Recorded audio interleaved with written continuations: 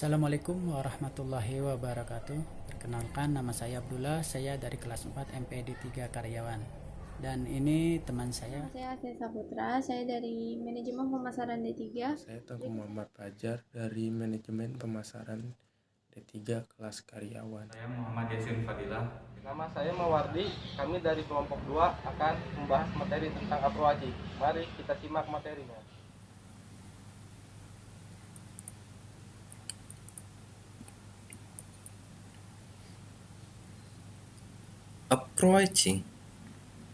Approaching atau pendekatan pemasaran adalah cara sebuah perusahaan berurusan dengan pemasaran. Ini dapat terkait dengan tujuan, metodologi, strategi, taktik, atau teknik yang lebih lanjut, mungkin melibatkan penekanan pada jenis atau bentuk penawaran karakteristik tertentu, pengaturan organisasi, teknologi informasi, pendekatan, dan teknik komunikasi. Misalnya, dalam pendekatan pemasaran tradisional, kegiatan pemasaran tradisional biasanya melibatkan periklanan, publisitas, penjualan, dan distribusi.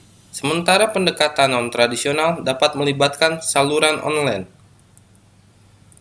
Selanjutnya, ada persiapan approaching.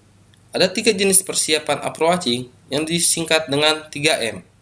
Apa itu 3M? Yang pertama, momen, yang kedua media, dan yang ketiga mood. Momen, selaku pelaku usaha harus bisa menyesuaikan momen yang pas untuk berinteraksi atau menawarkan produk atau jasa ke pelanggannya agar terjadi pembelian atas produk atau jasa yang ditawarkan. Media, menghubungkan antara pelanggan dan pelaku usaha adalah hal yang sangat penting demi kelancaran suatu usaha dan memudahkan dalam penawaran barang atau jasa.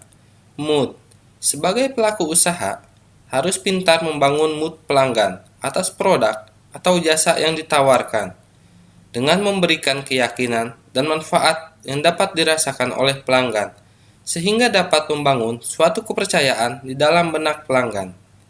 Selanjutnya ada tahapan approaching. Ada jenis 4 tahapan approaching. Yang pertama, introduction atau tahap perkenalan. Ada 4 strategi tahap perkenalan. Yang pertama, strategi peluncuran cepat, yaitu peluncuran produk baru dengan harga tinggi dan level promosi tinggi. Yang kedua, strategi peluncuran lambat adalah peluncuran produk baru dengan harga tinggi dan sedikit promosi. Yang ketiga, strategi penetrasi cepat adalah peluncuran produk dengan harga rendah dan biaya promosi besar. Dan yang keempat, strategi penetrasi lambat adalah peluncuran produk dengan harga rendah dan promosi rendah. Tahapan yang kedua ada warm up atau pemanasan.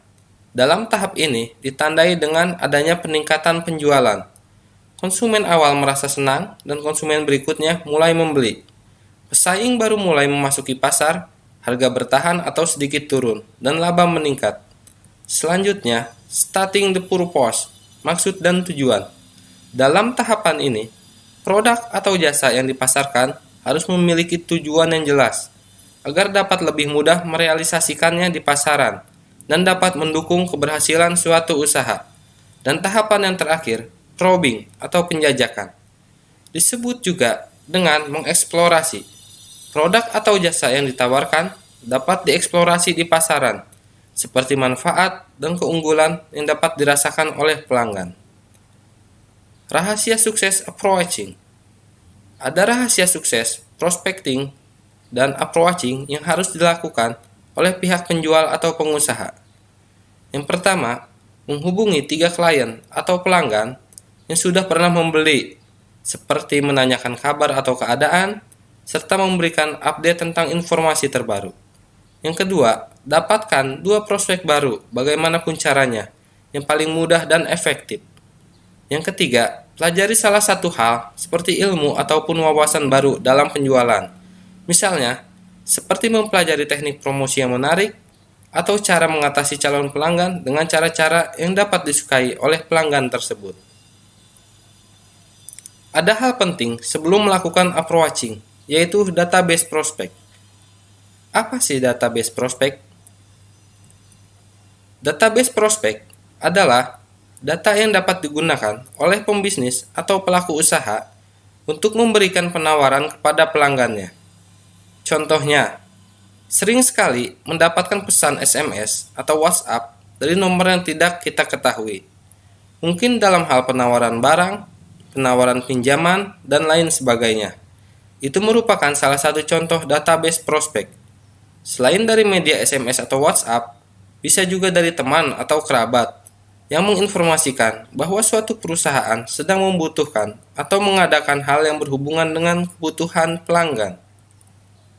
Sekian presentasi dari kelompok 2 tentang pembahasan approaching. Kurang lebihnya mohon dimaklumi. Terima kasih.